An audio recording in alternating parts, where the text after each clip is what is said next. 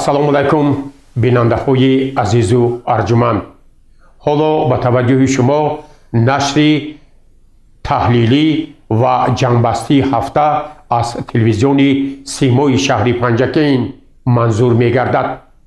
ба ҳамагон маълум аст, ки давоми ҳафтаи сипаришуда дар кишварҳои ҷаҳон ҷумҳурии Тоҷикистон, вилояти Суғ ва шаҳру деҳоти Панҷакейн рӯйдоду воқеаҳои гуногуне ба амал омаданд, ки ҳоло хабарнигорони мо муҳимтарин рӯйдодҳои ҳафтаи сипаришударо барои шумо пешниҳод месозанд.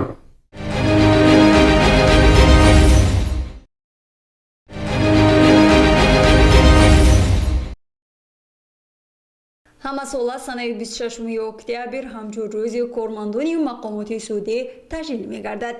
раиси шаҳри Панҷакент Абдухолиқ Холиқзода ва дигар намояндагони мақомоти қудратӣ ба рӯи шодбошии кормандони суди шаҳр рафтанд. Дар толори суди шаҳри Панҷакент ҳайати суд ва дар симои онҳо тамоми кормандону собиқадорони мақомоти судиро раиси шаҳр бо ин рӯзи фархунда муборакбодӣ намуда ба онҳо таманниётҳои нек орзу намуд. қайд гардед, ки тибқи қонуни ҷумҳурии Тоҷикистон дар бораи рӯзҳои ид санаи 26 октябр ҳамчун рӯзи кормандони мақомоти судӣ эълон шудааст. суд дар низоми мақомоти давлатӣ шохаи мустақили ҳокимияти давлатӣ унвон карда шудааст, ки он аз ҷониби судҳо ва аз номи давлат амалӣ гардида адолати судиро аз рӯи парвандаҳои ҷиноятӣ, гражданӣ, оилавӣ ва баҳсҳо вобаста ба мутобиқати меъёрҳои санадҳои меъёрии ҳуқуқӣ ба Конститутсияи ҷумҳурии Тоҷикистон ба амал мебароранд. дар фарҷоми суханронии худ раиси шаҳр ҳама кормандони суди шаҳрро ба муносибати идашон шодбош гуфта, аз номи мақомоти иҷроии ҳокимияти давлатии шаҳри Панҷакент ба эшон сипоснома барои ҳамкорӣ ва тӯҳфаҳои хотиравӣ тақдим намуд. инчунин ба муносибати ин санаи фараҳбахш барои шодбошии кормандони суди шаҳр сардори шӯъбаи шаҳрии раёсати кумитаи давлатии амнияти миллии ҷумҳурии Тоҷикистон, прокурори шаҳр ва сардори шӯъбаи вазорати корҳои дохилии ҷумҳурии Тоҷикистон дар шаҳри Панҷакент ташриф овардаву барои фаъолияти минбаъдашон муваффақият таманно намуданд. гузориши Мартаба Раҳмонова ва Шоҳусайн Солиҳов.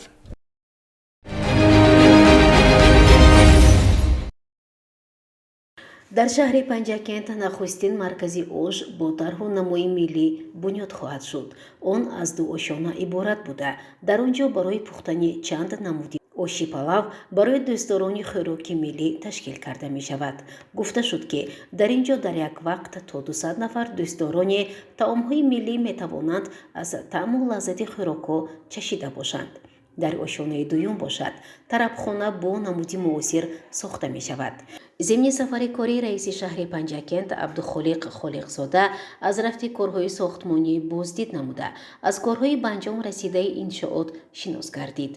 бояд гуфт, ки маркази оши палав бо дастгирии мақомоти иҷроияи маҳаллии ҳокимияти давлатии шаҳри Панҷакент ва ташаббуси соҳибкори ватандӯст Абдушафеъ Ҳоҷиев қомат рост мекунад.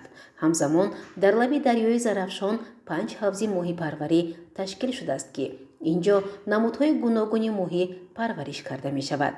барои сари вақт анҷом додани корҳо масъулин вазифадор карда шуданд.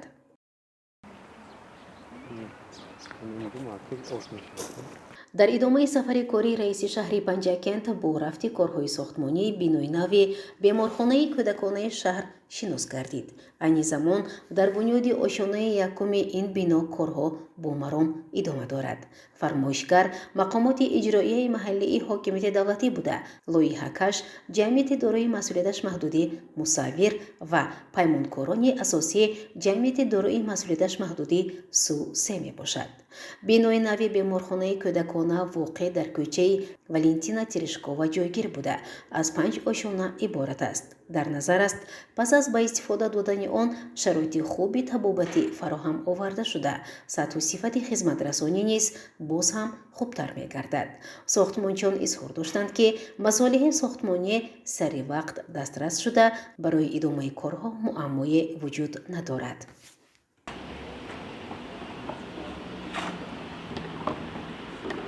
дар маҳаллаи навободӣ шаҳри Панҷакент аз тарафи соҳибкор Фарҳод Илёсов сардхона ташкил карда шудааст. Айни замон дар ин ҷо 28 тонна тухми картошка барои кишти баҳорӣ, инчунин сабзӣ ва шалғам низ захира карда шудааст. Дар назар аст ки то охири ҳосилхондории деҳқонон дар ин сардхона то 180 тонна тухмиву сабзавот нигоҳдорӣ карда мешавад. дар сардхона дастгоҳу таҷҳизоти зарурӣ ки ҳарорати дохили иншоотро мутобиқ ба меъёр нигоҳ дошта сифати хуби маҳсулотро таъмин менамояд насб гардидааст. барои боз ҳам бештар захира намудани сабзавот ва тухмии картошка аз ҷониби раиси шаҳри Панҷакент дастур дода шуд. роҳбарияти мақомоти маҳаллӣ аз маҳаллаи Навобод дидан намуда аз вазъи санитариву экологӣ ин ҷо изҳори нигаронӣ кард. ин ҷо партовҳо бисёр ба назар мерасид, хоҳ куттиҳои пластикӣ бошаду хоҳ силофани полиэтиленӣ. таъкид шуд ки мардум бояд тозагиро аз назди маҳалли зисти худ риоя карда муҳитро озода нигоҳ доранд, дарахтонро сафед карда нигоҳбин кунанд. чунин муҳити ифлосиву норӯфта, кӯчаи пур аз партов ва беаҳамиятиву беназорати худи сокинон дар маҳаллаи Самарқандӣ низ ба назар расид. ин ҷо сари роҳ пур аз партов буда, ҳатто сокинон назди дари манзилашонро тоза намекунанд ё рӯбанд ҳам на ба пуррагӣ. худ бинеду қазоват кунед.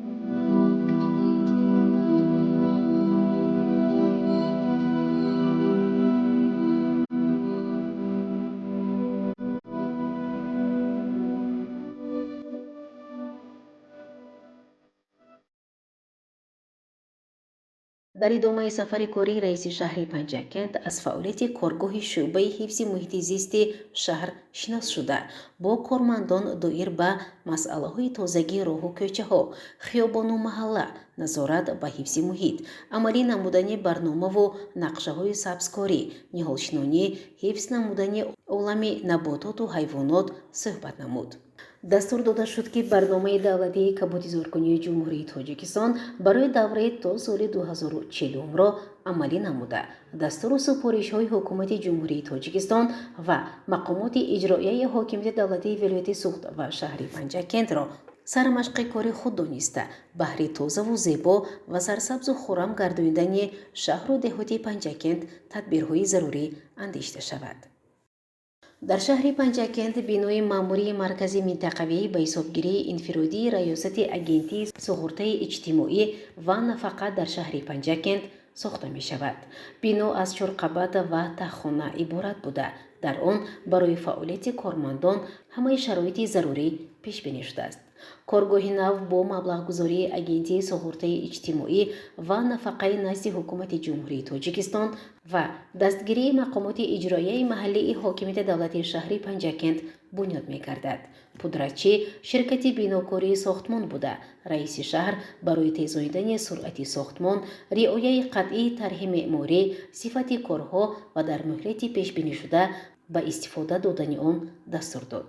гуфта шуд ки рафти сохтмони бино зери назорати ҳамарӯзаи роҳбарияти агентӣ ва мақомоти иҷроияи маҳаллии ҳокимияти давлатии шаҳр қарор дорад. ҳамзамон раиси шаҳри Панҷакент Абдухолиқ Холиқзода ба масъулин, инчунин бошандагони биноҳои баландошона ҷиҳати корҳои сохтмониву ободонӣ, сабзу хуррамгардонӣ дар биноҳои баландошонаи 9 ва 12 ошона дастур дод.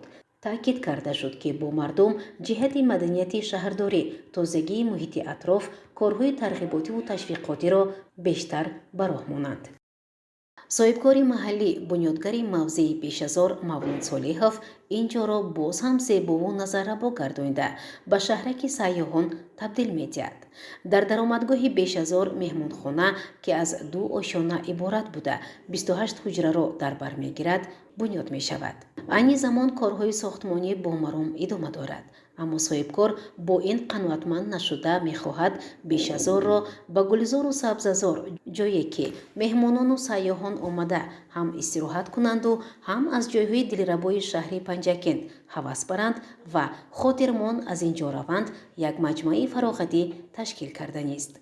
در نظر است که اینجا کوپروک از بالای حوض ماهی پروری، تالار ورزشی، تالار پذیرایی، حجره‌های استراحتی و اتاق‌های تناولی خوراک‌های لذیذ ملی و اروپایی، تالار مخصوص برای برگزاری نشست‌ها، نشستگاه‌ها برای تماشای طبیعت زیبای شهر و مانند اینها بنیاد کرده می شود.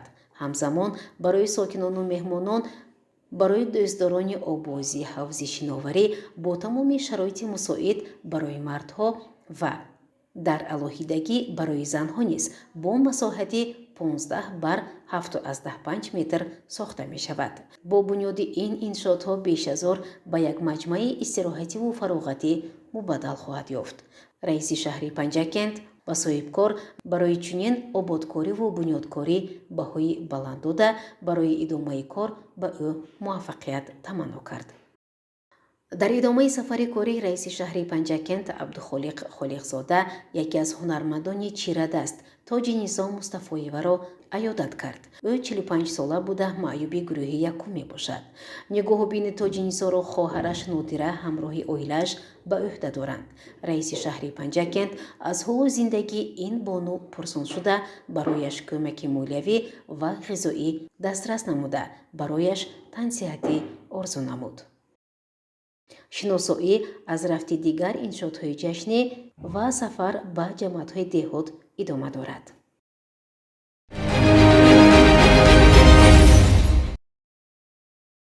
имрӯзҳо сокинони кишвар барои омодагӣ ба ҷашни 35 солагии истиқлолияти давлатии ҷумҳурии тоҷикистон корҳои ободониро роҳандозӣ намуда мекӯшанд то мамлакат рӯз ба рӯз ободтару зеботар бишавад. шаҳри панҷакент низ дар қатори дигар шаҳру навоҳии кишвар барои ободонии ҷумҳурии тоҷикистон талош намуда соҳибкорони ватанӣ бо дастгирии мақомоти иҷроии ҳокимияти давлатии шаҳр имрӯзҳо иншооти таъиноти гуногуни иҷтимоиро мавриди истифода қарор дода истоданд. ҳамзамону дар ин раванд тозаву озода намудани шаҳр яке аз масъалаҳои муҳими рӯз мебошад ки дар сафари кории раиси шаҳри панҷакент ба ҷамоати деҳоти амондара این اقدام شایسته احسن خوانده شد. سویده‌های مذکور با ماشین‌های مخصوص تازه کرده می‌شد. رئیس شهر پنجکند عبدالخالق خالقزاده ضمن بازدید به مسئولین جهت تازه و آزاده نگاه داشتن مکان زیست خود دستور و سفارش‌ها داد. پس از آن رئیس شهر از قسم سرحدی 0203 دیدن نموده با سربازان صحبتی آزاد دایر نمود و از انبار خوراک، جای خواب، نوبتداری دیدبانگاه، اتاق کاری افسران دیدن نموده راهبران کارخانه و تشکیلات وظیفه‌دار گردانیده شدند که برای زمستان گذرانی این قسم با مواد آذوقه، سبزوات و هیزم انگشت مواد سوزشواری را دسترس نمایند. رئیس شهر پنجکند ضمن صحبت با سربازان قید نمود که هر یکی ما وظیفه‌دار هستیم که سرحد دولتی کشور را همچو گهواره چشم نگاه بداریم، زیرا که خدمت نمودن به وطن قرضی هر یک شهروند می باشد.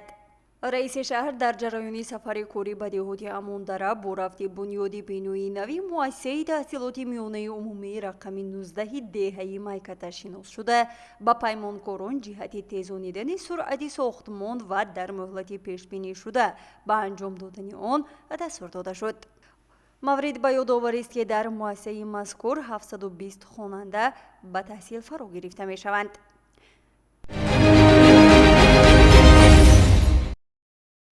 دهه خوجه غریب که 1700 نفر اهالی دارد از آب نوشاکی و پالیزی تنقیصی می‌کشیدند. مشکلاتی با آب نوشاکی و پالیزی تامین نمودن ساکنان و زمین‌های کشت دهه خوجه غریب دهات اماندره با بنیاد پایگاهی آبکشی و کشیدن خط آب بعد سالهای طولانی حل شد. در جریان سفر کاری رئیس شهر به جماعت دهات این خط آب در مسافه بیش از 6 کیلومتر مورد استفاده قرار داده شد. طور اطلاع دادند بنیاد آن با دستگیری مقامات اجرایی و حاکمیت دولتی شهر سهمگذاری صاحبکاران برون مرزی و ساکنان سال گذشته آغاز یافته بود. در این مدت با خرج نزدیک به 2 میلیون سومانی در ساحل دریای زرافشان چاه عمودی کنده از آنجا توسط پایگاهی آبکشی و لوله ها به حوض بالا پوشیده آب برآورده، پس آن در نوبت دوم با نصب تجهیزات آبکشی از آن تا به ده خط آب کشیده شد. من قاسم خدای خود سابقه دار معلم همین قشلاق دهه خواجه غریب چندین سال بعد به آب بیشتر یک چشمه آب با تشنه شده میگشتن. ها خدا بشه دستگیری من رئیس حاکمیت با دستگیری بچه‌ها همین پول جمع کرده یاردم کرده. همین چند سال ها بعد 3 عصر باز من میدانم که قشلاق آب نیست. همین آب یک نوع کار حاضر برآورده تیار کردیم. خدا خواهد اکنون پس پای زمین آبتی و کردن کشاورزی ترقی کردن و حرکت میکنم. خدا خواهد یکمش کی شده بودن؟ یکمش ماه ایول با حاضر من اینا ماه آگوست با تیار کردم. من خدا خواهد ماه نوامبر دکبر با آب وای میکنیم سر میتیم زمین آب. پیشتر آب نبود مردم چه از آب میکشیدن؟ پیشتر همین آب یک تا چشمه بود که همین به 3 خوجگی زندگی کردی. بعد مایده 100 خوجگی حاضر 350 خوجگی همین آب کسی زندگی کرد. همین پیش به همین آب تقسیم کردم. من دید حول آب یک تا درخت هست. حاضر همین 20 تا توشکه به شلنگ بگیرتگی شلنگ 20 با اوچلت کتی نمبر به نمبر ماندگی همین یک هر خانه با یک شب بیگانه بس کردن شده آب تقسیم کرده میگیرن. سحر با هم خیلی 2 ساعت آب تقسیم کرده میگیرن. با ماندگیش حوض همه حول آب حوض هست. همین حوض رو به صبح پر میکند و گشته همین آب تقسیم کرده. منم نهال آب دستک میریزه. خودش که من حاضر اینجا به قریب 50-100 هکتار زمین آب میشه. خدا خواهد زمینم خدا ما اصلا لب دایره با یوشا هم دم کرگی چکرگی اینجا خدا خواهد آب شد. آباد شده خدا خواهد آباد میشد. فقط تنجی شود و تنجی آمانه باشد. سر ما با جناب عالی صحت سلامت باشند. با اینا خدا خواهد رهبری کرده استادیم. من همین عمری من 68 به در آمدم که این دهه با رئیس شهر دوم بار آمدن. یکم خدا رحمت ظریف بودن همون آدم آمده بودن. من این کس همون سال خودش بود دوبار 3 بار آمده. خدا خواهد نقش شده میره. ضمن سفر کاری همچنین در این دهه پل ماشین گذار با درازی 15 و بری 8 متر با مبلغ گذاری صاحبکار بختیار واحدов و فرزندانش ساخته شده بود که مورد استفاده قرار گرفت. در این باره صاحبکار بختیار واحدов چنین گفت: صنف‌های علاوه‌ای کردنی همینه کوشش کردنی دخترخانه ساختنی مردم به همین خدمت میکنم. در صحبت با ساکنان دهه این اقدامی آنها شایسته و دستاویزی ارزنده بخشیده به 35 سالگی استقلال دولتی جمهوری تاجیکستان ارزیابی گردید.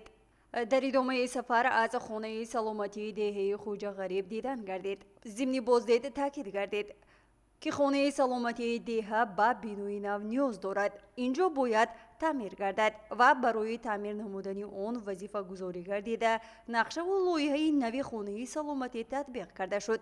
قید گردید که آن با تشبس ساکنان و دستگیری مقامات اجرایی و حاکمیت دولتی شهر مورد بهره برداری قرار خواهد گرفت.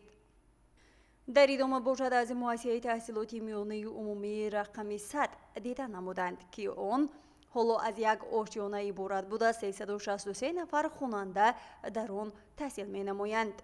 این بنا نیز به تعمیر نیاز دارد. در نظر است که با سهم ساکنان و مهاجران بینای نو ساخته شده در نزد آن ورزشگاه زمانوی نیز بنیان می گردد.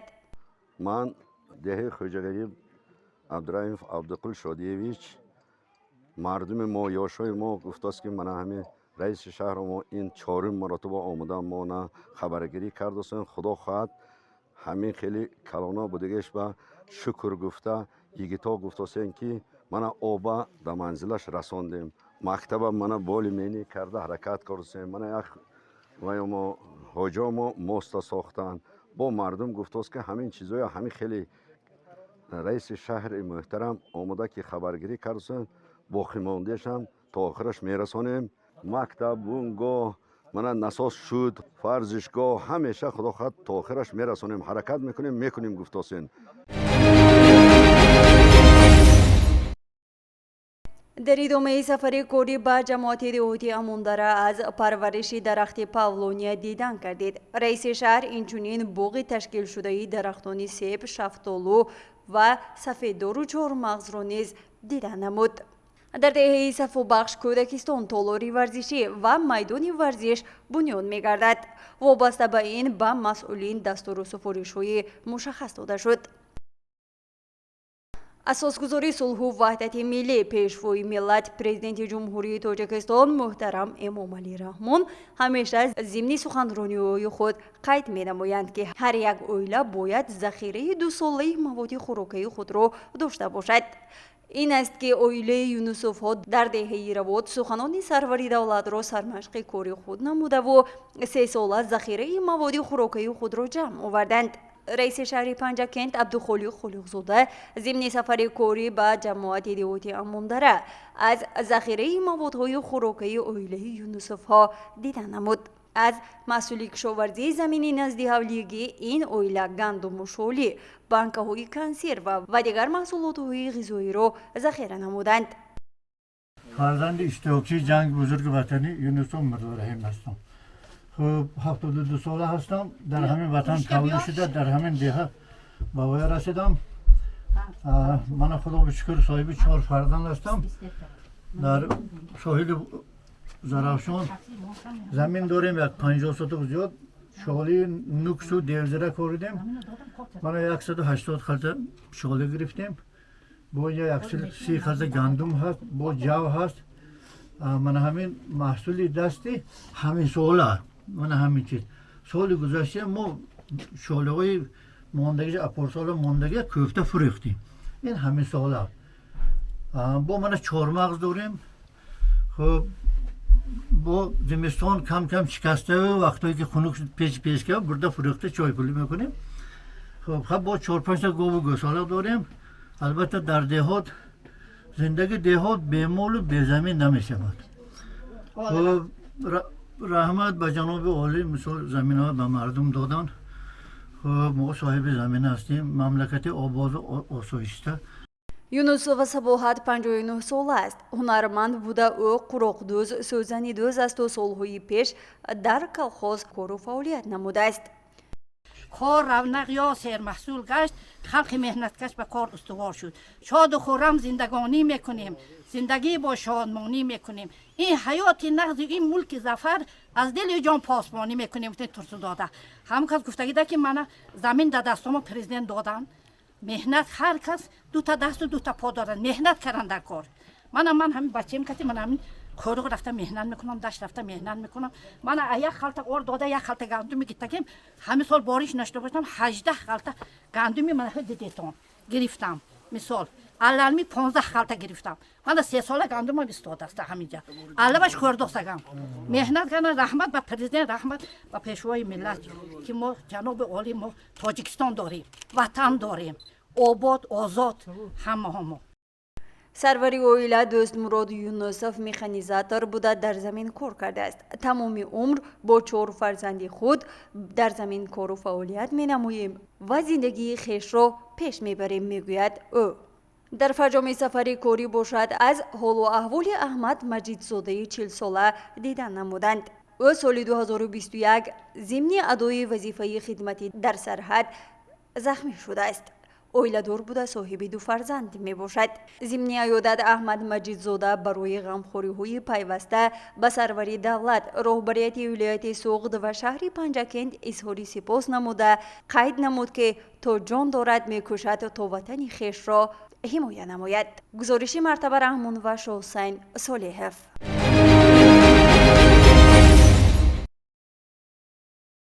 جماعت دهاتی خرمی یکی از جماعت‌های معروف شهری پنجکند بوده. با شغل پروری و هنرمندی معروف است. جماعت نزدیک 15,000 اهالی دارد و دارای 11 دهه، 8 مؤسسه تعلیمی، 5 مسجد، 2 مرکز سلامتی، чорхонаи саломатӣ буда 320 нафар кӯдак дар марказҳои инкишофи кӯдак бо таълиму тарбия фаро гирифта шуданд. зимни сафари корӣ ба ҷамоати деҳоти хурмӣ раиси шаҳри Панҷакент Абдухолиқ Холиқзода нахуст аз корҳои соҳилмустаҳкамкунии соҳили дарёи Зарафшон дида намуд.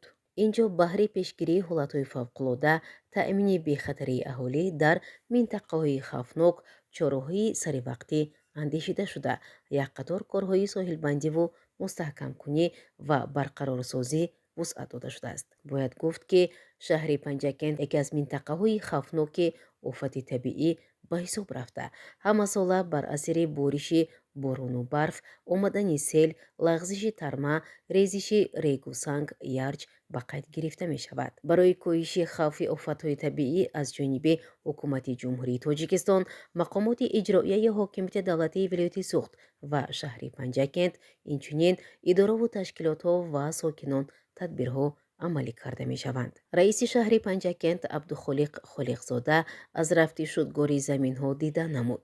иттилоъ дода шуд, ки соли равон кишоварзони деҳот дар майдони беш аз 500 гектар шолӣ кишт карда, аз он ҳосили фаровон ба даст оварданд ва ҳоло шудгори заминҳои шолӣ бо маром идома дорад.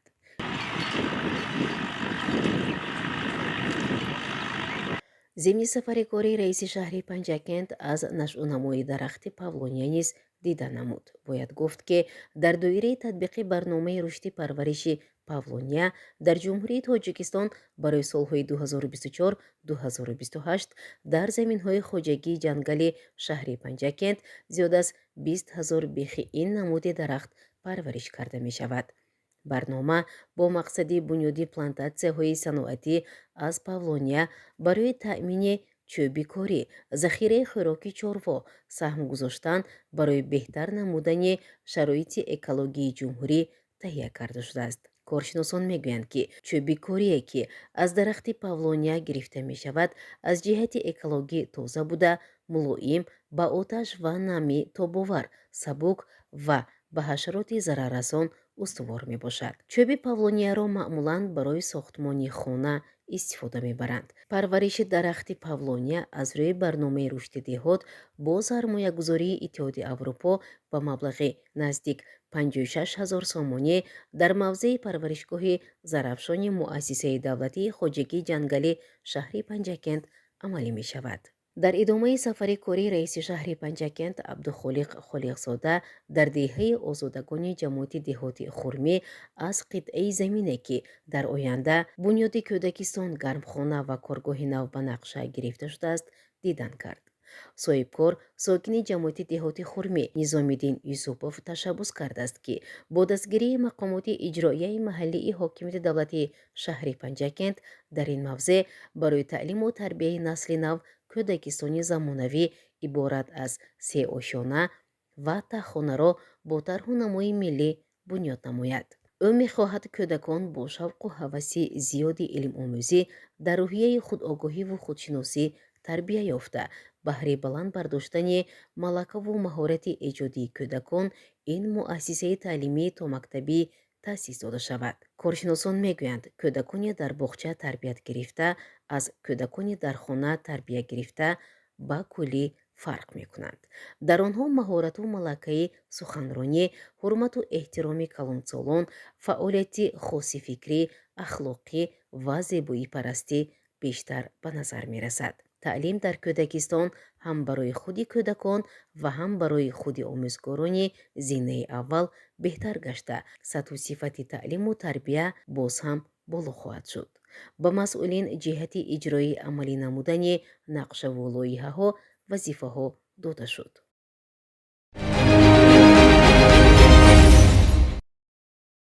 бо мақсади сазовор таҷлил намудани 35-мин солгарди истиқлоли давлатии ҷумҳурии Тоҷикистон бо дастгирии мақомоти иҷроияи маҳаллии ҳокимияти давлатии шаҳри Панҷакент ва ташаббуси сокинону саховатмандон ва шахсони ватандӯст дар шаҳру деҳоти Панҷакент наздик бунёди 1000 иншооти таъиноти гуногун пешбинӣ шуда, то имрӯз зиёда аз 800 иншоот мавриди истифода қарор дода шудааст.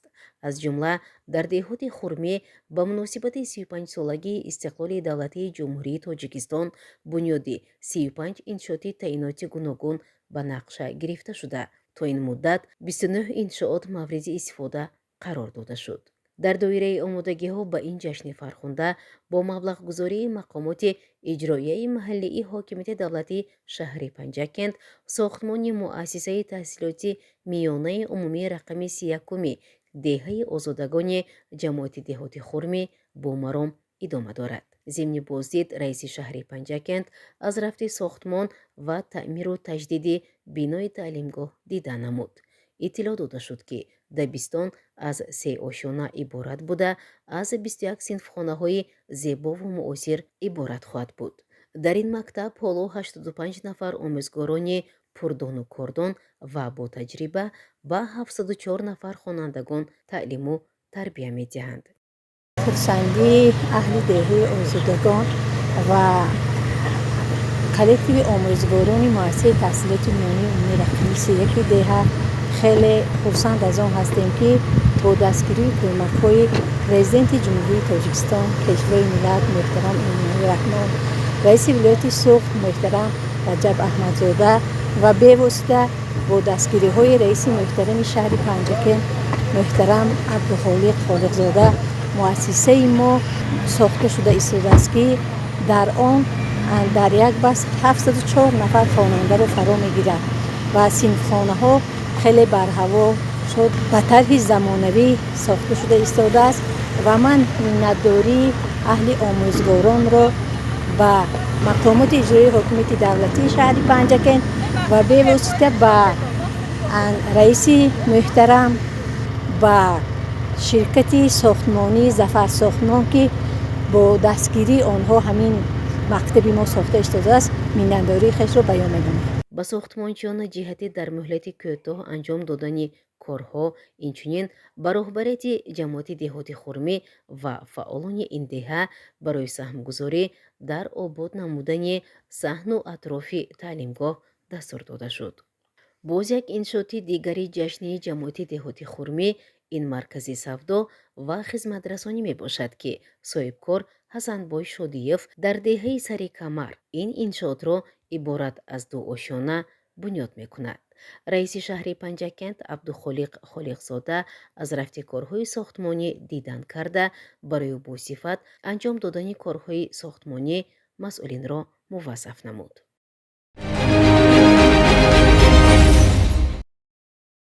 чорводорӣ дар Тоҷикистон яке аз соҳаҳои асосии таъмини амнияти озуқаворӣ ба шумор меравад. бо мақсади амалигардонии рушди устувори соҳаи чорводорӣ, ҳукумати ҷумҳурии Тоҷикистон барномаву лоиҳаҳои гуногунро амалӣ менамояд, ки он ба баланд бардоштани маҳсулнокӣ, зиёд намудани саршумор ва истеҳсоли маҳсулот мусоидат мекунад. солҳои охир соҳибкорони ватанӣ, чорвоизотӣ ва наслдиҳандаи сергӯшту серширро аз давлатҳои хориҷа ворид мекунанд, то насли ин намуди чорво дар кишвар зиёд карда шавад. дар деҳаи хуррамободи ҷамоати деҳоти хурмӣ аз тарафи соҳибкор Зафар Замонов фермаи хурди чорвопарварӣ ташкил карда шудааст. инҷо чорвои шохдори калон ва майда аз ҷумла 10 сар чорвои зотӣ ва 50 сар гӯсфанди зоти ҳисорӣ парвариш карда мешавад, ки асосан барои наслгирӣ нигоҳубин карда мешавад. ҳамзамон дар инҷо аз тарафи соҳибкор боғ низ ташкил гардидааст. дар инҷо дарахтони мевадиҳанда шинонида шуданд, ки дар оянда аз ин дарахтон меваҳои тару тоза ба монанди себ, нок, шафтолу ҳосили фаровон хоҳад дод. барои хуб нигоҳубин кардани боғ ва парвариши ферма ба соҳибкор маслиҳату дастур дода шуд. дар деҳаи ваҳдати ҷамоати деҳоти хурмӣ сокини ин деҳа Абдуразоқ Соатов дар муҳити хона бедона парвариш мекунад. мегӯяд, ки 1 сол шуд бо ин намуди паррандапарварӣ машғул буда, аллакай даромади иловагӣ ба даст овардааст. зимни сафари кори раиси шаҳри Панҷакент аз ин фаъолияти ҷавон шинос гардид. гуфта шуд, ки ҳоло дар ин фермаи хурд зиёд аз 800 сар бедона ва 50 сар се зоти мурғ парвариш карда мешавад. بدون پروری سر کردم من یک سال پیش سر کرده بودم. ای تخمش سر کردم. یکم تخمش شهری وحدت آوردم. چند دونه؟ یک 200 دانه آورده بودم. 100 دانهش برو اومدم میشه.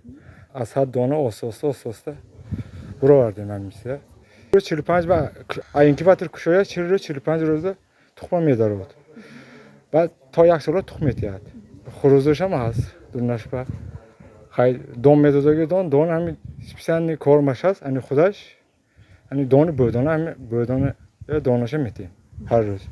یک روز با خیلی 30 کیلو 35 کیلو حاضر خورده است. با فروش هم میبرم. حاضر جماعت همین جماعت خورمی با میکنیم تقسیم میکنیم. همین زیاد شود شهر میبریم. با паррандапарвари ҷавон барои зиёд намудани саршумори бедона, мурғ ва дигар намуди чорво вазифагузорӣ карда шуд.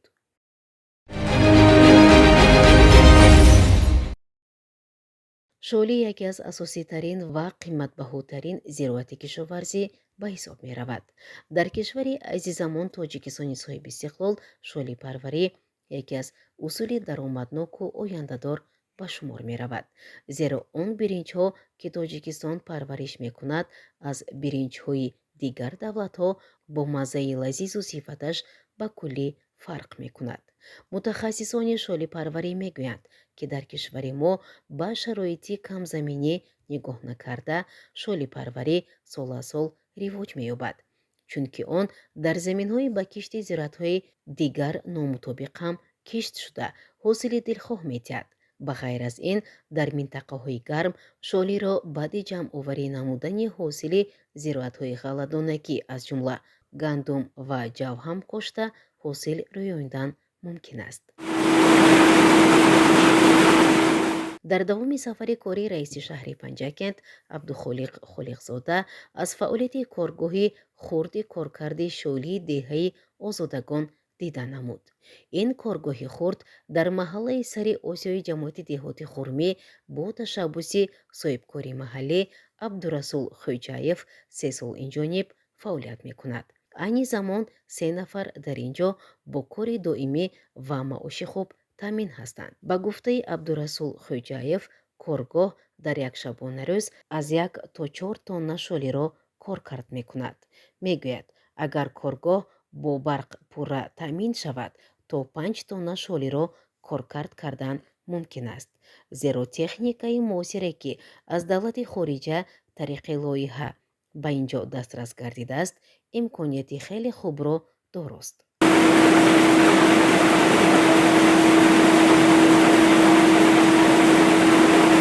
соҳибкор мегӯяд имрӯзҳо деҳқонони шоликор кӯшиш доранд аз ҳавои мусоид истифода бурда ҳосили дастранҷашонро саривақту беталаф ҷамъоварӣ намоянд.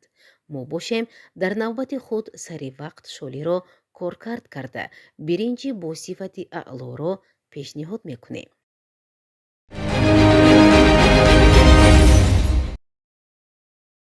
сокини деҳаи озодагони ҷамоати деҳоти хурмӣ Абдунозир Турсунов барои таъмини маводи хӯрокаи оилааш ба бозор кам эҳтиёҷ дорад.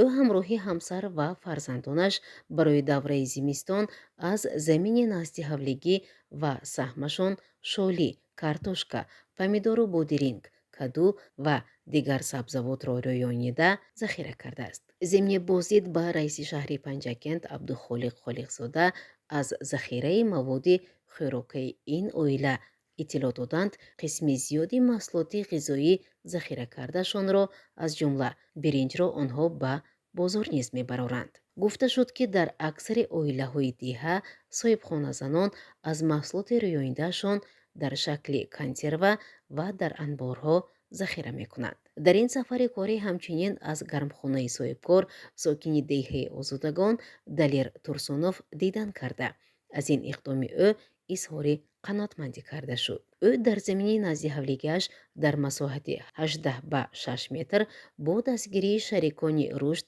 гармхона сохта дар он бодирингу помидор истеҳсол мекунад. дар замини назди ҳавлигиаш ҳоло ҳосили қаламфури булғорӣ, сабзӣ ва карам аз кишти такрорӣ барои ҷамъоварӣ омода шудааст. аз ин маҳсулот ӯ барои давраи зимистон захира карда ба бозор низ барои фурӯш бароварда аз фурӯши онҳо эҳтиёҷи оилаашро пурра таъмин мекунад. ما به همین گرمخانه آتش افروزی جناب عالی ساخته دادن ما حرکت میکنیم از همین حاصل ثمرناک گیریم کشتی یکم ما بادرین کردگی بودیم شکرانه خدا بسیار حاصل خوب گرفتیم ناز جابجا شد من دویم کشتم با کشتی بادرین کردیم خدا خواهد در 12 سال از زمینه لیسخاصی داریم شکر خدا دو سه نمود شالی میکنیم حاصل ناکی بعد نه روی 65 70 تا 85 حاصل ناکی گرسیم هر نمود شالی هر خیلی امسال سال به خدا خواهد ما تگی 2.5 تن شالی ذخیره کردیم که برای ما اهل عائله ما میرسد. ما در این عائله 4 خوجگی میشینیم 3 پسرم همراه خودم 16 نفر خرد و کلان ما همین حولی به زندگی میلمیم 500-600 کیلو گندم ذخیره کردگی جو ذخیره داریم ما دیگر کارتوشکای سبزی و دیگر چیزا برای خودم الحال ذخیره کرده ماندگیم یا که من این نمودهای سالاد کامپوت هر چیزا برای زمستون ما تیاری خوب داریم. дар яке аз баромадҳои худ сарвари давлат пешвои муаззами миллат муҳтарам эмомалӣ раҳмон қайд карда буданд ки заҳмати софдилона ва сарфаю сариштакорӣ роҳи ягонаи пешгирӣ кардани таъсири манфии ин раванд ба зиндагиву рӯзгори мардум мебошад. пас биёед ҳар як ваҷаби заминро самаранок ва оқилона истифода барем.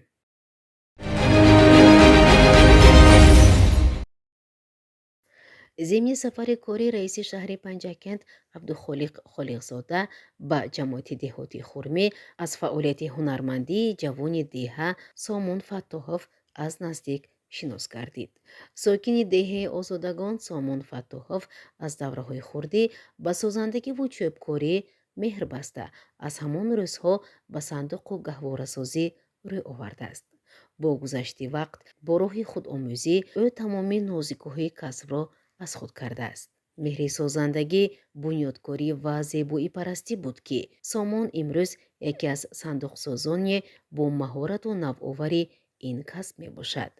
барои харидории сандуқ на танҳо аз ҷамоат балки аз дигар ҷойҳои дурдаст низ ба назди ӯ меоянд. мегӯяд касб бояд омӯхт чун касб одамро мехӯронаду мепӯшонад. ҳунарманд дар зиндагӣ бо ҳунараш ҳеҷ гоҳ хор намешавад. роҳбарияти мақомоти маҳаллӣ ба ҳунари ҷавон баҳои баланд дода барои бо шароити хуби корӣ муҳайё намудан масъулинро вазифагузорӣ намуд.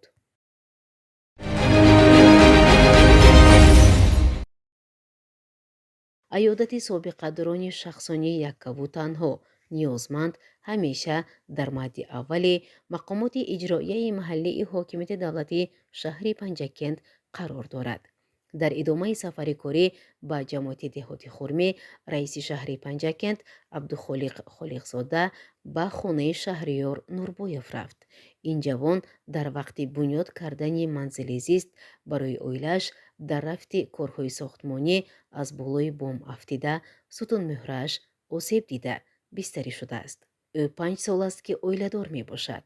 мехост як ҳавлӣ бунёд кунад, аммо бо тақдир ӯ маъюби гурӯҳи якум гашт. инчунин дар ҳавлии шаҳриёр 3 нафар хоҳару ҷиянҳояш маъюби модарзод ҳастанд, зиндагӣ мекунанд. раиси шаҳри Панҷакент аз шарту шароити зиндагиашон пурсон шуда барояшон кӯмаки молиявию моддӣ дастрас намуд. бояд гуфт ки хоҳарчаи шаҳриёр Нурбоев Яздонзода биби Омина ки ҳунари дӯзандагиро аз худ кардааст, аз тарафи ташкилоти ҷамъияти Нури Умед барояш мошинаи дарздӯзӣ тақдим кардааст. ду кӯдак Яздонзода Яздони 9 сола ва Баҳманёрзода Мухлисаи 7 сола гурӯҳи маъюби дуюм мебошанд. иттилоъ дода шуд ки ин оила зери назорати табибон қарор дошта, онҳо аз кӯмаки мақомоти маҳаллӣ, ҷамоати деҳот ва шахсони хайрхоҳ бархурдоранд. худи модари шаҳриёр мегӯяд аз ягон чӣ камбудӣ надорад ва шукргузорӣ мекунад. зиндагим тинч همه جهت خداوند دادگی و تنی سعد به من کنم. خدا فقط از خدا کلام میکنم. رحمت کلام. بازدید از دیگر جماعت‌های دهات ادامه دارد.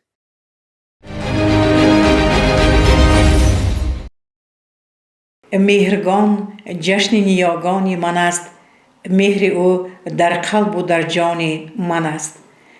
جشن مهرگان همه سال ماه اکتبر در سراسر کشور با تنتنه تجلیل کرده می شود.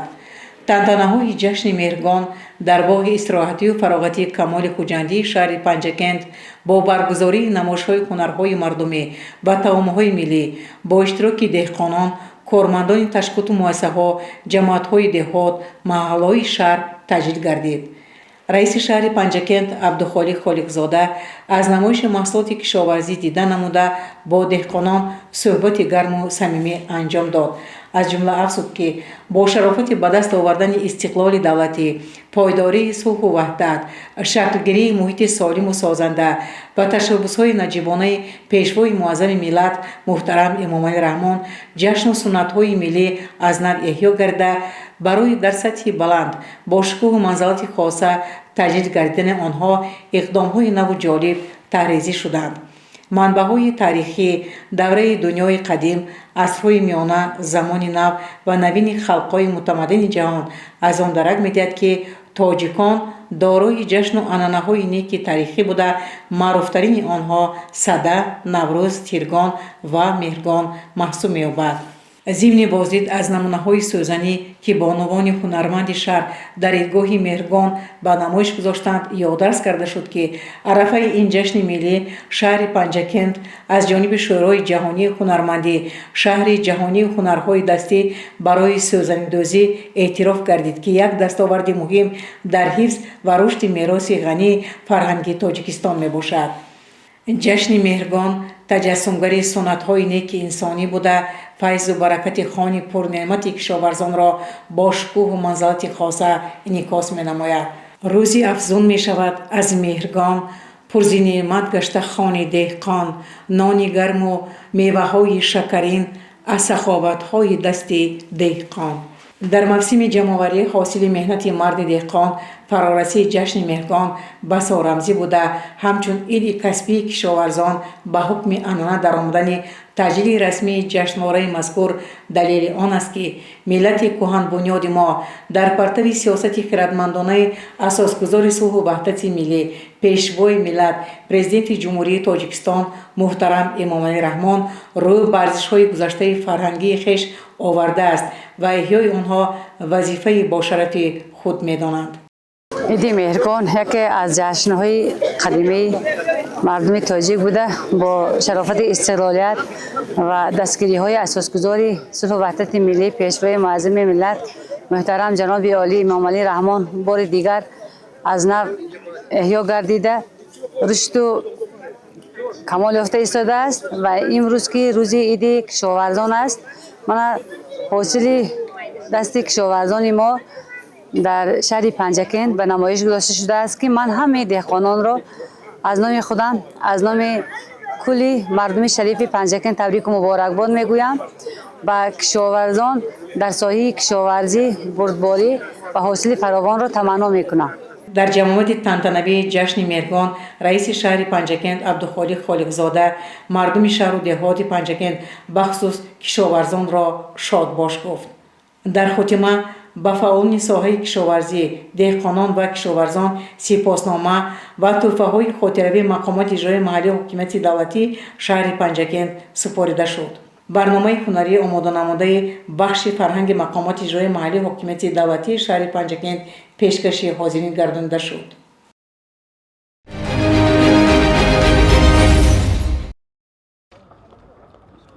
با مقصد باری دیگر یادداشت نمودن طلبات کودکس تندرستی جمهوری تاجیکستان، کنستیتوسیا و دیگر قانون‌های عمل کننده درباره حقوق و عهده‌داری‌های طبیبان، پروکورور شهر مشاور عدلیه درجه 1 اسکندر رحمتزاده با کارمندان ساحه طب ملاقات دایر نمود.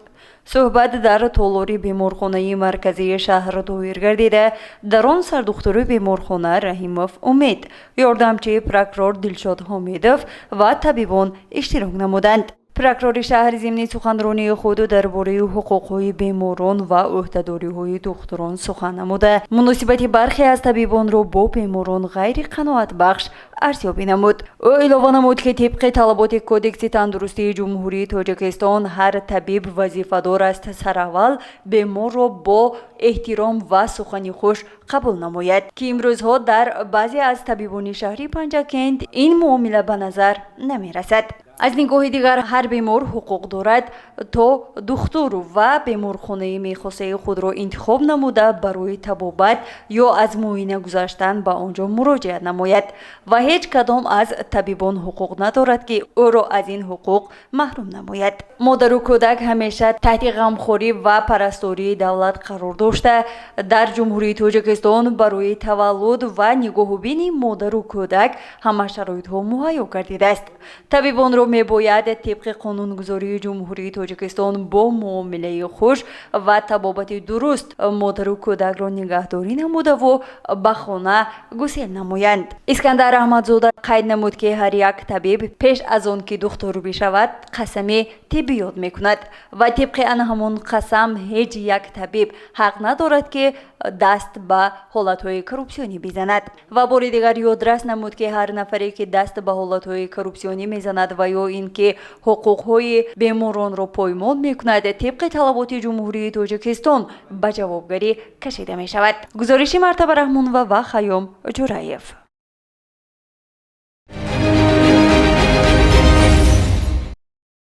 муждаи фараҳбахш ва ифтихоровар барои мардуми тоҷик аз шаҳри Панҷакент. ҳунари сӯзанидӯзии тоҷикон ки аз насл ба насл гузашта дар замони соҳиби истиқлолӣ ба он таваҷҷӯҳи махсус зоҳир карда мешавад имрӯз ҷаҳонро мафтун кард. шаҳри Панҷакент ба феҳристи шаҳрҳои ҷаҳонии ҳунармандӣ шомил гардид. шаҳри Панҷакент расман ҳамчун шаҳри ҷаҳонии ҳунарҳои дастӣ барои сӯзанидӯзӣ аз ҷониби шӯрои байналмилалии ҳунармандӣ эътироф гардид. пазироии шаҳри Панҷакент ба узвияти ин шӯро натиҷаи таҳқиқу баҳодиҳии мутахассисони байналмилалӣ мебошад ки қаблан аз шаҳр ва марказҳои ҳунармандӣ дида намуда бо таъриху анъана ва густариши ҳунари сӯзанидӯзӣ шинос шуданд. эътирофи он ҳамчун шаҳри ҷаҳонии ҳунарҳои дастӣ барои сӯзанидӯзӣ гувоҳи он аст ки ҳунари аҷдодии мардуми мо имрӯз бо рӯҳи нав эҳё мегардад. ҳунари сӯзанидӯзӣ ки аз замонҳои қадим рамзи завқ, зебоӣ ва зиракии занони тоҷик маҳсуб меёфт, имрӯз дар шаҳри Панҷакент шакли муосир гирифтааст. духтани нақшу нигорҳои рангоранг бо даст, истифодаи нақшҳои анъанавии маҳаллӣ ва истифодаи суннатҳои ниёгон онро ба як мактаби воқеии ҳунар табдил додааст. дар даврони соҳибистиқлолии кишвар бо таваҷҷӯҳи доимии ҳукумати ҷумҳурии Тоҷикистон ва раҳнамоии пешвои миллат муҳтарам Эмомалӣ Раҳмон ҳунармандӣ дар саросари мамлакат рушд ёфта барои даҳҳо занону духтарон шароити кор фароҳам шудааст. дар шаҳри Панҷакент низ марказҳои ҳунармандӣ ва маркази омӯзиши сӯзанидӯзӣ фаъолият дошта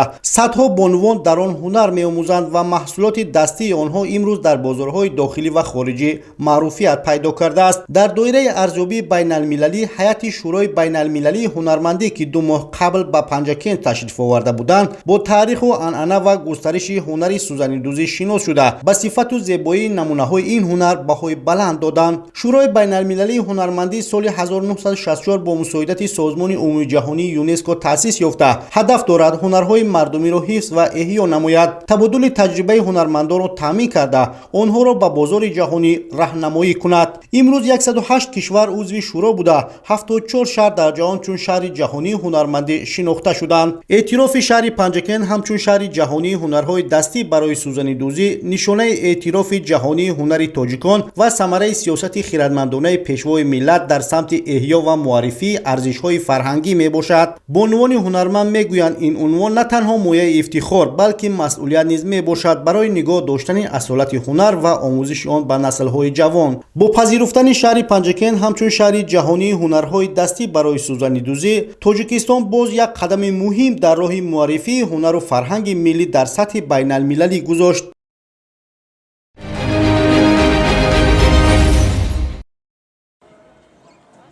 ҳамасола санаи 24 октябр рӯзи иттифоқи касаба бо баргузории чорабиниҳои гуногун дар қаламрафи ҷумҳурии Тоҷикистон ҷашн гирифта мешавад. Ба ҳамин муносибат дар толори беморхонаи марказии шаҳри Панҷакен бо иштироки собиқадорони иттифоқи касаба ва раисони иттифоқи касабаи соҳаи тандурустӣ, табибон, ҳамшираҳои шафқат чорабинии тантанавӣ баргузор шуд. Муҳиддинов Шамсиддин, муовини сартабиби беморхонаи марказии шаҳри Панҷакен оид ба модару кӯдак чорабиниро ҳусни оғоз бахшида қайд намуд ки рӯзи иттифоқи касаба баъди маҷлиси таърихиву мутантан ки бо иштироки асосгузори сулҳу ваҳдати миллӣ пешвои миллат президенти ҷумҳурии Тоҷикистон ҷаноби олӣ муҳтарам Эмомалӣ Раҳмон санаи 24 октябри соли 2019 баргузор гардида буд, саҳифаи наверо дар таърихи иттифоқи касаба боз намуд ва соли 2022 ба рӯзҳои ҷашну маросимҳо ворид гардид. Сипас раиси иттифоқи касабаи беморхонаи марказии шаҳри Панҷакен Юнусов Салимбой доир ба саҳми иттифоқи касаба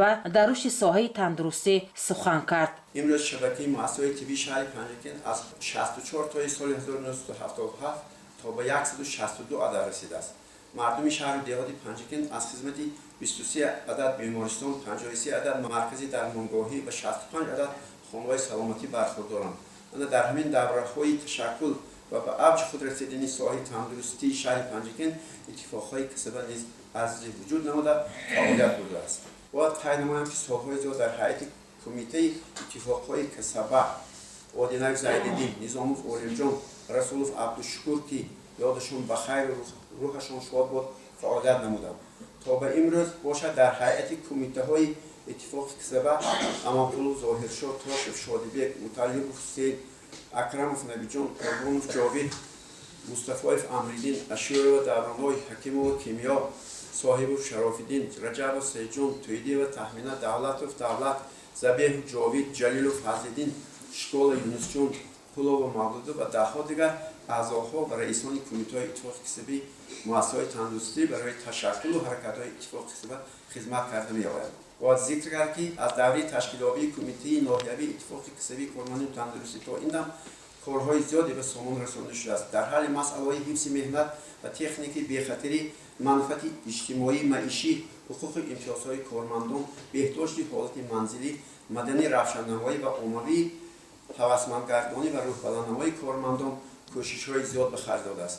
кумитаи ноҳиявӣ хусусан дар солҳои ҳукумати шӯравӣ барои равнақу ривоҷи сайёҳӣ, ташкили мусобиқаҳои варзишӣ, иштирок дар озмунҳои маданӣ фарҳангӣ Бӯстон 1, Бӯстон 2, Андалеб 1 ва Андалеб 2, сайёҳат шаҳрҳои Ленинград, Тошкент, Бухоро, Хива, Ургенч, Самарқанд ташкил карда шуд. баъд аз истиқлолияти давлати ҷумҳурии Тоҷикистон ва беҳтар шудани вазъи буҷаҳои кумита ҳамасола дар масъалаҳои ҳифзи иҷтимоии кормандон ва беҳдошти саломатӣ бемонеа ҳавасмандкунии кормандон, расондани кӯмаки моддӣ, таъмин намудани кормандон бо роҳхатҳо ба тамоми осоишгоҳи ҷумҳурӣ ҳаллу фасл карда мешавад. ҳамин шумо роҳбарону фаъолон ва намояндагону аъзони иттифоқҳои касаба ва савоқадорони меҳнатро ба шарафи ҷашни 24 октябри рӯзи иттифоқҳои касаба табрику муборакбод мегӯям.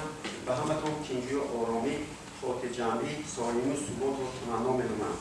бигузор ҳамеша иттифоқу дастҷамъӣ бошад. чунончи Фирдавсии Тӯси гуфтааст, пароканда лашкар 90 200 марди ҷангӣ бих аз 100 000. дар хотимаи чорабинии тантанавӣ собиқадорони иттифоқи касаба ва як қатор табибону ҳамширагони тибро бо тӯҳфа ва сипоснома қадрдонӣ намуданд. гузориши Дилшода Ҳалимова.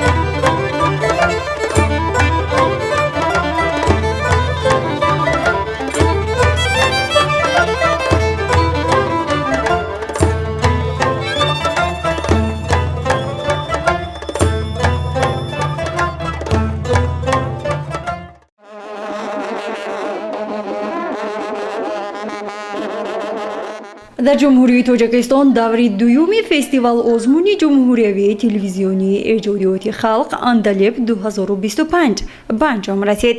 фестивал озмуни ҷумҳуриявии телевизионии эҷодиёти халқ Андалеб ҳамасола дар мамлакат бо мақсади рушди фаъолияти дастаҳои ҳунарӣ, дарёфти чеҳраҳои нави санъаткор, ҷалби ҳарчи бештари мардум ба фарҳангу ҳунар ва баланд бардоштани нақши ансамблу гурӯҳҳои эҷодӣ дар раванди тарбияи ҷавонону наврасон баргузор мегардад. дар даври дуюми фестивал ҳунармандони шаҳри Панҷакент дар филармонияи давлатии ҷумҳурии Тоҷикистон ба номи Акашариф Ҷураев бо дастаи ҳунарии ноҳияи Муъминобод рақобат намуданд. дар фестивал озмун суруду оҳангҳои пешниҳод гардиданд, ки дастовардҳои даврони соҳиби истиқлолии мамлакатро инъикос менамоянд. муҳтавои онро тарғибу ташвиқи фарҳанги миллӣ, расму оин, истиқлолу озодӣ, дӯстию ваҳдати миллӣ ва якпорчагии Тоҷикистон, анъанаву ҳунарҳои бадиии халқӣ ва мероси пурғановати фарҳанги миллиро фаро мегирифтанд. пеш аз оғози озмун, ҳайати ҳакамон аз намоиши ҳунарҳои дастии ҳарду даста дидан намуда ба он баҳои баланд доданд. маврид ба ёдоварист, ки фестивал озмун дар 3 давр гузаронида мешавад. дар назар аст, ки даври ниҳоии фестивал озмуни ҷумҳуриявии телевизионии эҷодиёти халқ Андалеб бо баргузории барномаи фарҳангии гулчини фестивал озмун баргузор гардад.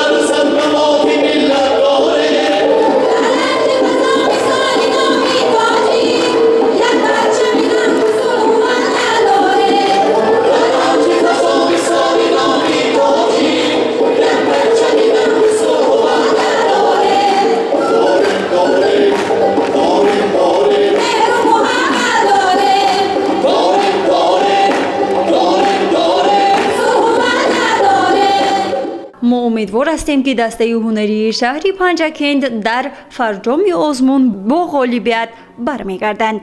гузориши Мартаба Раҳмонова, Хаём Ҷураев ва Шаҳбоз Қурбонов.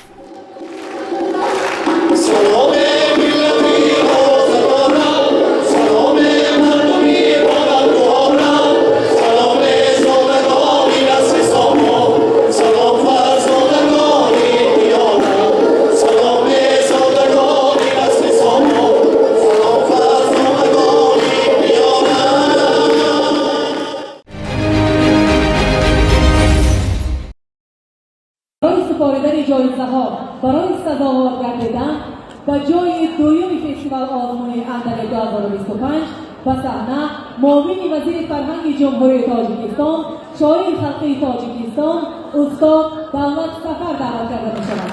مرحبا.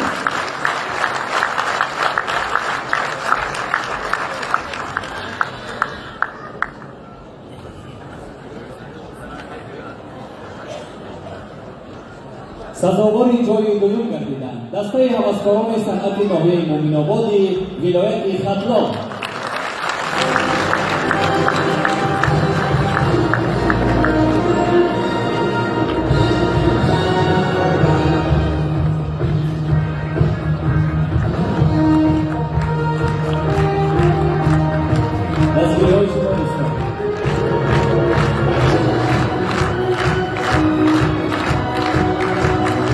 دسته هوسکاران صنعت شهر پنجکند ولایت سوخت سزاوار جای دوم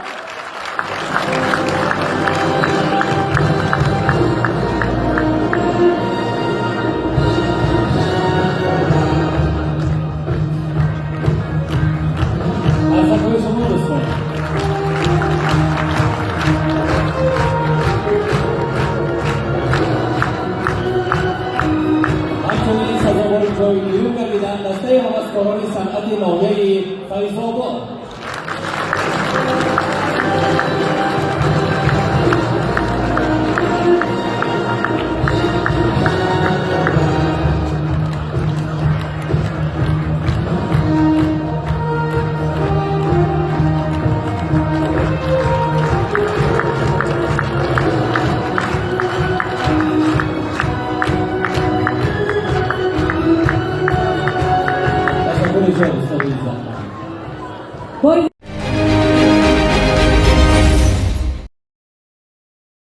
از جانب شورای سابقه‌داران جنگ و مهنت شهر به 80 نفر سابقه‌دار انگشت جدا گردید.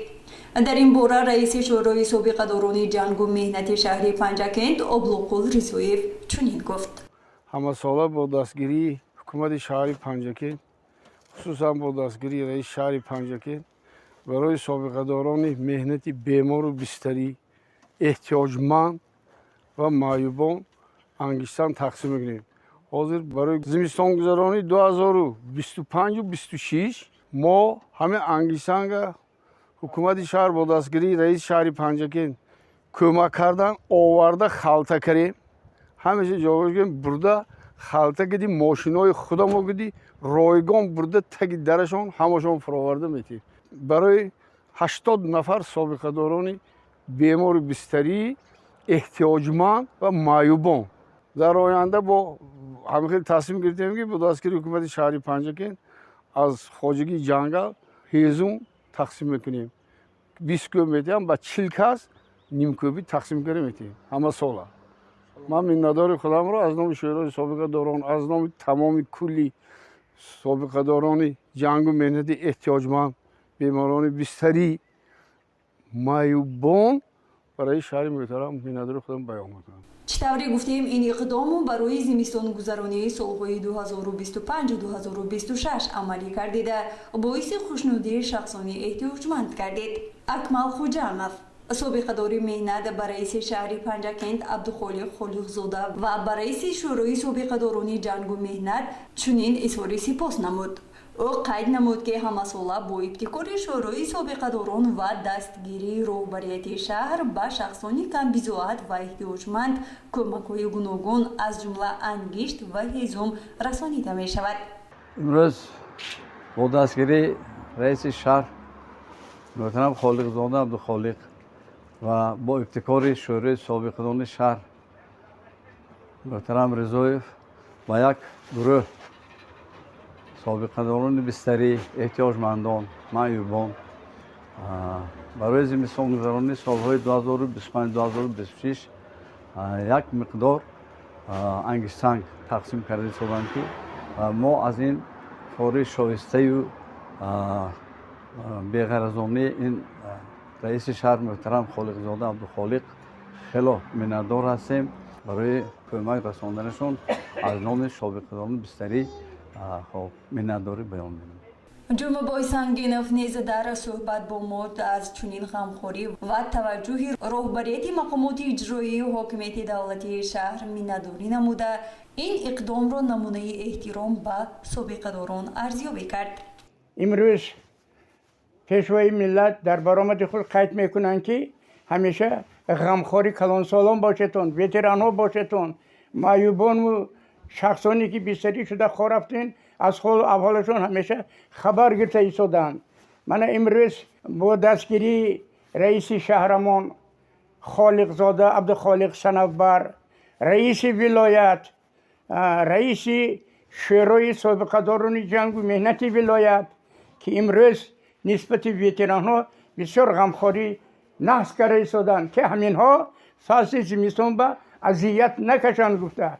پیش از همه را گفتنی هستم که من امروز که از در ما همین کمر وارد کردن ما علاقه دل ما تخ شد که فصل زمستان به گرمکک پاچه دراز کرده میشینیم. هزارها رحمت به شخصان غمخوار دلسوز که آینده وتران‌ها معیوبان و شخصان بستری را غمخواری کرده می‌ایستند. از جانب رهبریت شهر تحت سپارش‌های اساسگذاری صلح و وحدت ملی پیشوای ملت پرزیدنت جمهوری تاجیکستان محترم امامعلی رحمان و رئیس ولایت سوغد رجب احمدزاده چنین اقدام در شهر پنجکند ادامه دارد. گزارش مرتبه رحمون و وش حسین صالحов.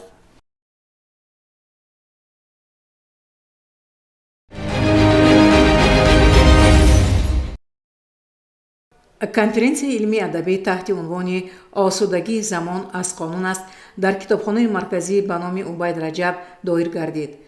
бояд гуфт ки конститутсия ҳуҷҷати таърихӣ, симо ва шиносномаи миллат буда ҳуқуқу озодиҳои тамоми мардуми кишварро таъмин ва барои дифоъ аз ин ҳуқуқу озодиҳо онҳоро омода менамояд.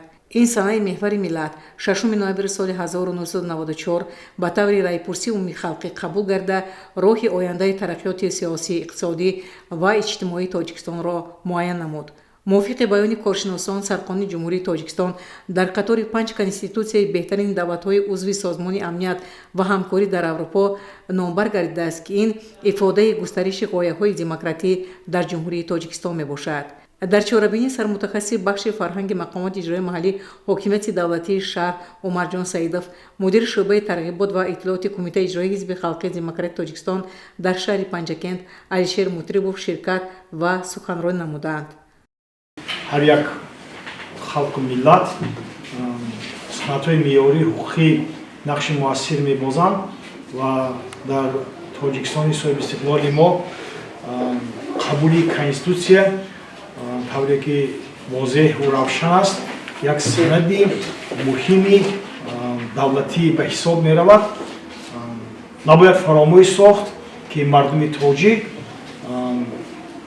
дар асри нав дар ин 34 соле ки истиқлолият дораду мо дар фазои соҳиби истиқлолии кишвар ба сар мебарем, маънои онро надорад ки ин ҳамин 34 аст таърихи давлату давлатдории мо. вақте ки эъломияи ҳуқуқи башари кӯриши кабир ба тасвиб расида буд, вале дар рӯи дунё мардум дар бораи конститутсия тасаввурот надоштанд. вале ҳамин халқи тоҷик, миллати тоҷик аз ҳамин замонҳои қадим то ба имрӯз дар давлатдориву давлатсозӣ дар байни давлатҳои ҷаҳон хеле муқаддам мебошад ва санъатҳои меъёрии ҳуқуқие ки дар гузаштаву имрӯз таҳия ба тасвиб расидаанд танҳо ба ҳамин хотир аст ки халқи тоҷик, миллати тоҷик ва тамоми тоҷикистониён дар фазои сулҳу субот дар як даврони осудаву обод ба сар бурда бошанд ва ҳамеша қонун дар мадди аввал қарор дорад ва дар Тоҷикистони соҳиби истиқлол волиёти қонун дар ҷои аввал месад. китобдори китобхонаи марказӣ Фарзона Мирзоқулова бошад дар мавзӯи сарқонун роҳнамои сарнависоз баромад намуд. аввалин конститутсияи Тоҷикистони соҳиби истиқлол ҳамчун ҳуҷҷати сарнависсоз ва бахномаи миллат дар роҳи эъмори давлатдории навини Тоҷикон, пайвастани он бо ҷомеаи ҷаҳонӣ ва ҳифзи манфиатҳои милливу давлатӣ, таъмини сулҳу субот, ваҳдати миллӣ ва ҳуқуқу озодиҳои инсон нақши барҷастаи таърихӣ дорад. конститутсияи кишвар ки таҷассумгари орзуву ормони озодандешӣ ва ғояҳои ҷовидонаи мардуми мо мебошад, барои пойдории ҳокимияти конститутсионӣ, таҳкими рукнҳои давлатдорӣ, ноил гардидан ба пешравиҳои азими сиёсиву иқтисодӣ ва иҷтимоиву фарҳангӣ, ба вуҷуд овардани асосҳои ҷомеаи шаҳрвандӣ ва муҳайё намудани фазои мусоид барои ташкили озодонаи ҳар фард заминаи мустаҳкам ва боэътимоди ҳуқуқӣ гузошт. хонандагони фаъоли китобхона бошад дар бораи конститутсия шеърҳо қироат намуданд. шаҳодатномаи иқболи миллат, шукӯҳи меҳниву боли миллат, китоби ақливу озодибахшӣ, сафои рӯҳу ҳам шодибахшӣ. саодатномаи аҳли ватанро, намӯбахши сурури анҷуманро, асоси давлати вуҳуди давлат, каломи раҳкушо бар суди давлат. барои наслҳои номаи дод, аз он мо мардумони хонаобод, бақои зиндагӣ ҳасвишу эҷоз, барои миллати ту бову парвоз. барои бахти нагару хушҳоӣ, ба ҳар инсони қабил роҳнамоӣ, ягона будани давлати назирӣ, ҳаққи қонуни беназирӣ. сароғоз барои кашфи эҷод, барои ҳар накрфазаи худод, адолатманд аст дар дасти инсон, барои ҳар покиву пайхор сомон. Tojikiston, mehri tu onchilon dar sinayi beandozа аст. من نمیدانم چیسان با سخن گویم ورا. تاجیکستان خانه آبادی من، گوشه زیبای سرسبز ای وطن. باید گفت که برنامه فرهنگی آماده‌گرده برابری آموزگار ملای و امیده خیلی خاطر ما بود.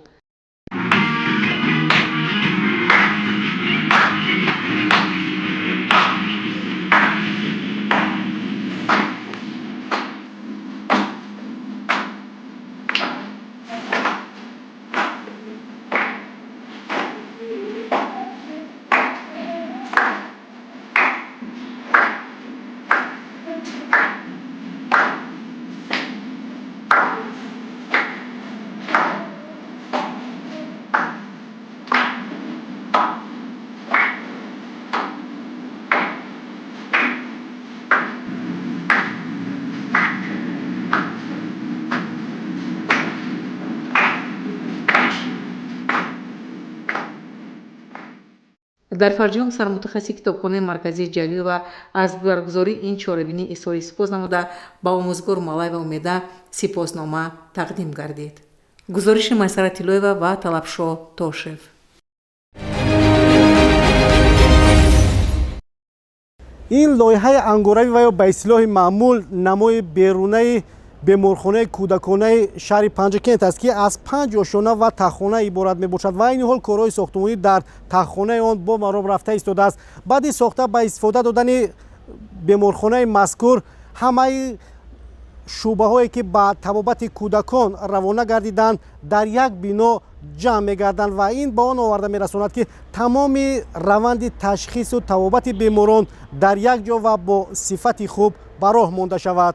با مقصد فراهم آوردن شرایط و به طلبات زمان معاصر مطابق نمودن خدمت‌رسانی طبی در شهر پنجکент لایحه نوی ساختمان بینای بیمارخانه کودکانه عملی گردیده ایستاده است. انشاءات مذکور در حدود بیمارخانه کودکانه پیشینه جایگیر بوده پس از به استفاده دادن به مرکز اساسی خدمت‌رسانی طبی به کودکان تبدیل می‌یابد. بینای نو از تخانه و 5 آشیانه عبارت بوده برای جایگیر کردن 200 کت پیش بینی شده است. در طرح لایحه حجره‌های معالجوی تشخیصی آزمایشگاه‌های مجهز با تجهیزات معاصر، احیاگری، بیماری‌های درونی و دیگر بخش‌های کودکانه در نظر گرفته شده است. عین حال بیناکاران شرکت ساختمانی سوسه در تخانه کارهای خویشچینی را ادامه داده برای انجام با صفت ساختمان قوه کاری، تکنیک و مصالح ضروری را سفربر نمودند. طبق اطلاع کارهای ته‌کرسی اساسی و بتون‌ریزی دیوارهای پایانی پورا به انجام رسیده. اکنون مرحله بالا بردن بنا آغاز یافته است. طبق لایحه اجرای کارهای ساختمانی باید با رعایت طلبات معاصر بیناکاری و مطابق به ساحه تندرستی صورت گیرد تا بعد به استفاده دادن بیمارخانه برای کودکان شرایط معاصر فراهم آورده شود. انشاءات مذکور یکی از مهمترین بناهای ساحه اجتماعی پنجکент به شمار می رود و در سمت تحکیم پایگاه مادی و تکنیکی مؤسسه‌های طبی نقش نظررس خواهد داشت. باید گفت که بیمارخانه نوی کودکانه نه تنها یک انشاءات مهم طبی بلکه رمز غمخواری حکومت جمهوری تاجیکستان نسبت به نسل نورس و آینده ملت می باشد. زیرا سلامتی کودک سرمایه اساسی جامعه و کفالت رشد استوار کشور است. کارهای ساختمانی تحت نظارت متخصصان ساحه قرار داشته پیش بینی شده است که تا پایان سال 2026 کارهای اساسی پورا انجام یافته بعد مجهزسازی و سنجش نهایی انشاءات به استفاده داده شود.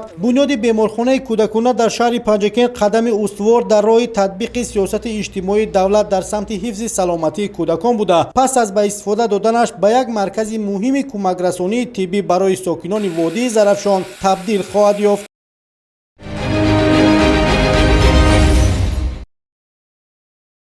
чуноне қаблан хабар дода будем аз 1 октябри соли равон дар асоси фармони президенти ҷумҳурии тоҷикистон муҳтарам эмомалӣ раҳмон аз 29 августи соли 2025 таҳти рақами 1071 дар бораи ба эҳтиёту рухсат додани хизматчиёни ҳарбие ки муҳлати муқаррар гардидаи хизмати ҳарбиро адо намуданд ва даъвати навбатии шаҳрвандони солҳои таваллуди 1998-2007 ҷумҳурии тоҷикистон ба хизмати ҳарбӣ ва тибқи талаботи қонуни ҷумҳурии тоҷикистон дар бораи ӯҳдадории ҳарбӣ ва хизмати ҳарбӣ дар тамоми шаҳру навоҳии кишвари азизамон даъвати навбатии ҷавонписарон ба сафи артиши миллӣ муташаккилона идома дорад. дар ин радиф бо оғоз ёфтани даъвати тирамоҳи шаҳрвандон ба хизмати ҳарбӣ дар нахустин рӯзи даъват аввалин шуда дар ҷумҳурӣ шаҳру навоҳии вилояти мухтории кӯҳистони Бадахшон аз иҷрои пурраи нақшаи пешбинишуда гузориш доданд. Дар ин замина шаҳри Душанбе, ноҳияҳои Рашт, Сангвор, Лахш, Нуробод ва Тоҷикобод низ чанде аз навоҳии вилояти Суғд низ дар рӯзҳои нахустинӣ ин чорабинии муҳими сиёсӣ нақшаи пешбинишударо оид ба гусели ҷавонписарони синни даъватӣ 100% ба анҷом расониданд.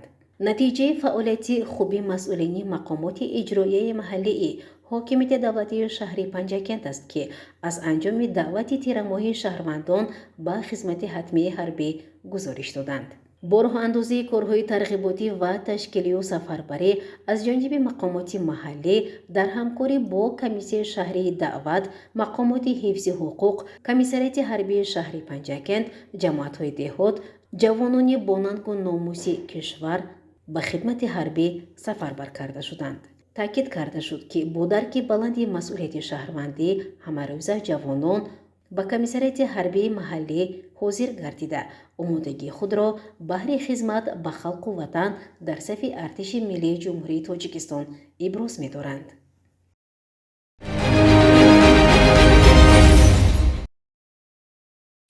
ҳунарҳои мардумӣ яке аз арзишҳои беназири фарҳанги миллӣ ба шумор рафта, нақши муҳим дар эҳёи анъанаҳо, таъмини шуғл ва баланд бардоштани сатҳи зиндагии аҳолӣ дорад. ҳукумати ҷумҳурии Тоҷикистон таҳти роҳбарии пешвои миллат муҳтарам Эмомалӣ Раҳмон дар солҳои охир барои рушди ҳунарҳои мардумӣ таваҷҷӯҳи махсус зоҳир менамоянд. робита ба ин мавзӯъ устоваҳо сокини деҳаи навоботи ҷамоати деҳотӣ ба номи Лоиқ Шералӣ шаҳри Панҷакент бо давом додани кори бобову падараш як қатор корҳои кандакориро ба сомон расонидааст. ӯ қайд мекунад бо дастгирии пешвои муаззами миллат ки ба соҳибкорон ва ҳунармандон таваҷҷӯҳи хоса зоҳир менамоянд, ман аз ин илҳом гирифта касби аҷдодиямро ки падару бобоям иҷро мекарданд аз нав зинда кунам. кандакории устоваҳоро дар масҷидҳои деҳаҳои Навобод дида одам ба ҳайрат мемонад. ӯ инчунин қайд мекунад ки чойхонаҳо дар дигар манотиқи кишварро кандакорӣ кардааст. яке аз ин чойхона дар оромгоҳи устод Абу Абдуллоҳи Рӯдакӣ ки бо ҳамкории падараш анҷом додааст, зиёратгоҳи ҳазорон гардишгарони дохилию хориҷӣ аст. ин ҳунара ман аз падарам омӯхтам. падарам устои номи ҳамин водии устод Шодмонбой Алиев 40 сол дар совхози Марғиза прораб шуда кор кардам ва устои мумтози зур будам.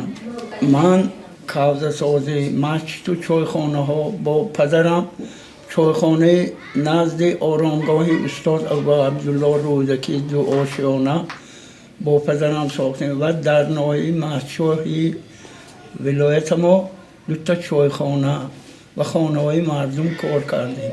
ҳамсари ӯ аз худо шукр дорад ки фарзандонаш пайрави падари меҳрубону бобояшон ҳастанд. баъди оиладор шудана мо 6 фарзанд дорем, 3 духтару 3 писар. писаро ҳамиш устод касби падару бобоӣ доранд. аз пишти ҳамин меҳнати ҳалола нон мехӯрем.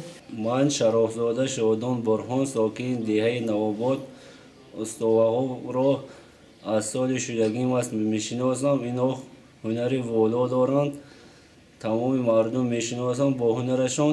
мо ифтихор дорем аз ин хел устовод дуридгарҳо. мо ҳайати эҷодӣ аз ками корҳои устоваҳо огоҳ гаштем ва дар барномаҳои минбаъда шумои тамошобинони азизро бо ҳунарҳои волои ин усто огаҳ месозем. гузориши Ғайбулло Муҳаммадиев, Талабшо, Тошев.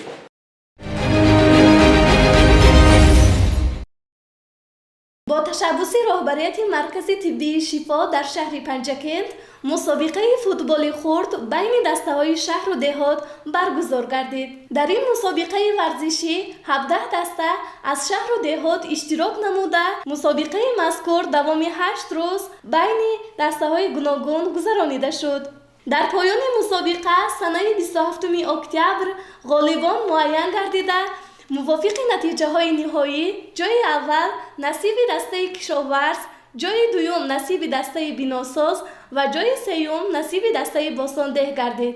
غالیبان و جایزه‌داران از جانب معاون رئیس شهر پنجکند مراد شکرزاده اینچنین نمایندگان بخش کار با جوانان و ورزش شهر با مدال‌ها، افتخارنامه‌ها و تحفه‌های خاطره‌ای سرفراز گردانیده شدند. این مسابقه نشان داد که ورزش جوانان را متحد می‌سازد و روحیه دوستی و یکدیگر فهمی را در جامعه تقویت می‌بخشد.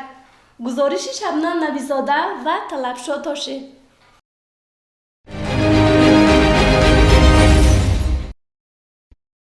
واقعاً هفته‌ای که سپری گردید در خاطرات ما با رویداد واقعه‌های گوناگونش ثبت خواهد شد. اینک هفته نو آغاز می‌یابد.